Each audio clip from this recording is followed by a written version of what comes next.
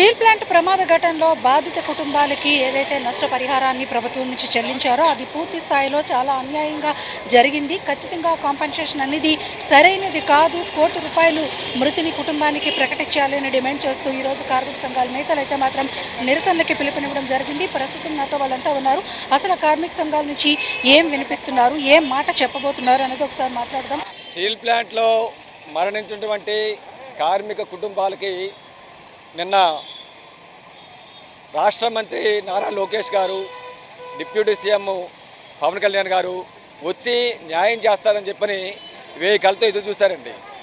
కానీ వీళ్ళు వచ్చి వాళ్ళ ఆశల్ని అడియాసలు చేసి పారేశారు.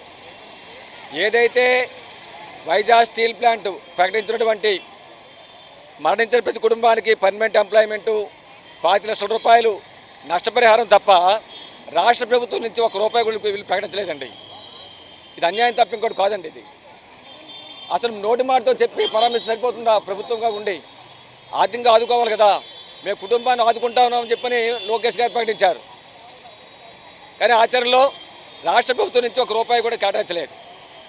మరి ఇదే ప్రభుత్వం 2024లో మరి పక్క జిల్లా అనకాపల్లి అస్తాపురం ఎసెన్షియల్ సర్వీస్లో ఫార్మాలో ప్రమాదం జరిగి సరిపోతే 17 మంది ఒక్కొక్కరు ₹1,00,00,000 ఇచ్చారు.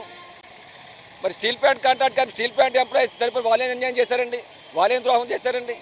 ఇది తప్పు కదండి ఇది.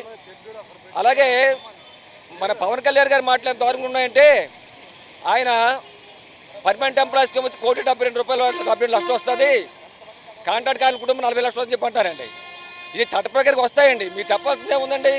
గతంలో వచ్చాయి, ఇప్పుడు కూడా వస్తాయి, చట్టపరంగా వస్తాయి. కానీ ప్రభుత్వం బాధ్యతగా ప్రభుత్వం తప్పు వల్ల, కేంద్ర ప్రభుత్వం రాష్ట్ర ప్రభుత్వం తప్పు వల్ల, నేరం వల్ల తాము చేయని నేరానికి 8 కుటుంబాలు బలైపోయి ఇంకో 2 కుటుంబాల తాలూకా పెద్ద తాలూకా ప్రాణాల గాల్లో ఉన్నాయి ఈరోజు. కాబట్టి మీరు చేసినటువంటి ద్రోహానికి నష్టానికి బాధ్యత వహించి వారికి ₹1,00,00,000 నష్టపరిహారం వెంటనే చెల్లిస్తేనే రాష్ట్ర ప్రభుత్వం వాళ్ళకి న్యాయం చేసేలా అవుతుంది.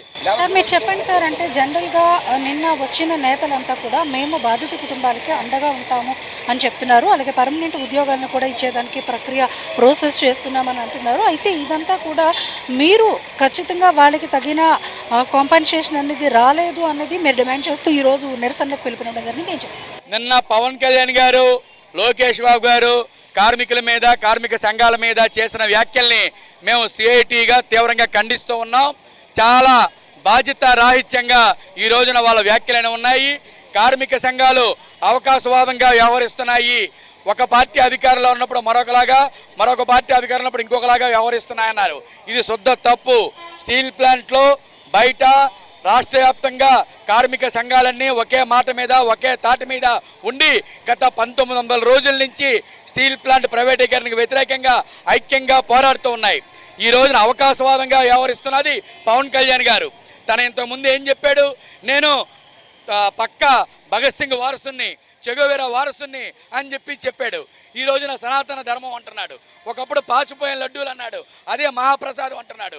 స్టీల్ ప్లాంట్ కోసం కార్మిక సంఘాలు ఎవరు రావట్లేదు అంటున్నారు. ఈ రోజున స్టీల్ ప్లాంట్ కోసం ఎవరన్నా పోరాడుతున్నారంటే అది కార్మిక సంఘాలు, ప్రజా సంఘాలు పోట్లాడుతున్నాయి తప్ప మీ పార్టీలు కాదు అని చెప్పి మేము ఛాలెంజ్ చేసి చెప్పగలుగుతున్నాం. లోకేష్ బాబు గారి మాటలు మరీ దారుణంగా ఉన్నాయి. మీ కుటుంబంలో ఎవరన్నా చనిపోయారా అంటున్నాడు. మా కుటుంబంలో కాదు, ఏ కార్మికుడి చనిపోయినా ఆ కార్మికులకు అండగా విశాఖపట్నం కార్మిక వర్గం యావత్తు అండగా ఉంటుంది. ఒక కాకి చనిపోతే 10 కాకులు వస్తాయి. అటువంటిది కార్మికులు 8 మంది చనిపోతే వాళ్ళకి ₹1,00,00,000 నష్టపరిహారం ఇవ్వండి అంటే మీకేటి సంబంధం? మీ కుటుంబం వాళ్ళు చనిపోయారా అని అడుగుతున్నాడు. ఇది పచ్చి దుర్మార్గం. అలాగే మేము రాజకీయాలు చేస్తున్నది వాళ్ళు, మేం కాదు. మేము కార్మికుల తరపున నికరంగా పోరాడుతూ ఉన్నాం. కార్మికులకు ₹1,00,00,000 నష్టపరిహారం చెల్లించే వరకు ఐక్యంగా పోరాడుతాం. అవి సాధించే వరకు తీరుతాం. మొన్న గతంలో వైసీపీ ప్రభుత్వం ఉన్నప్పుడు ₹1,00,00,000 నష్టపరిహారం చెల్లించాలని డిమాండ్ చేసినందుకు మా అందరి మీద కేసులు ఉన్నాయి. ఇప్పటికీ కోర్టుల చుట్టూ మేము తిరుగుతున్నాం. ఎల్జీ పాలిమర్స్లోని ఎసెన్షియల్ కంపెనీలో మా అందరి మీద కేసులు పెట్టారు. కాబట్టి వైఖరి మారింది. మీరు అధికారంలో ఉన్నప్పుడు ఒక మాట, అధికారంలో లేనప్పుడు మరొక మాట్లాడుతున్నది మీరు. కాబట్టి మేము విశాఖపట్నం స్టీల్ ప్లాంట్లో మృతి చెందిన కార్మికులకు అండగా ఉంటాం. వాళ్ళు పోట్లాడి వాళ్ళకి చివరిగా వచ్చేవారు నష్టపరిహారం ₹1,00,00,000 చెల్లించే వరకు మా పోరాటం కొనసాగుతుందని తెలియజేస్తున్నాం. కోటి రూపాయల నష్టపరిహారం వచ్చే వరకు కూడా మేము పోరాటం చేస్తామని చెప్పి కూడా వాళ్ళంతా కూడా డిమాండ్ చేస్తున్నారు. వీడియో జర్నలిస్ట్ ధనుష్తో అనురాధ, హెచ్ఎం టీవీ, విశాఖపట్నం.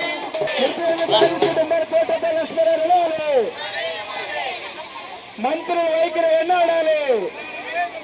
మంత్రి రాజకీయ ఇది యాక్సిడెంట్ కాదు, ప్రభుత్వం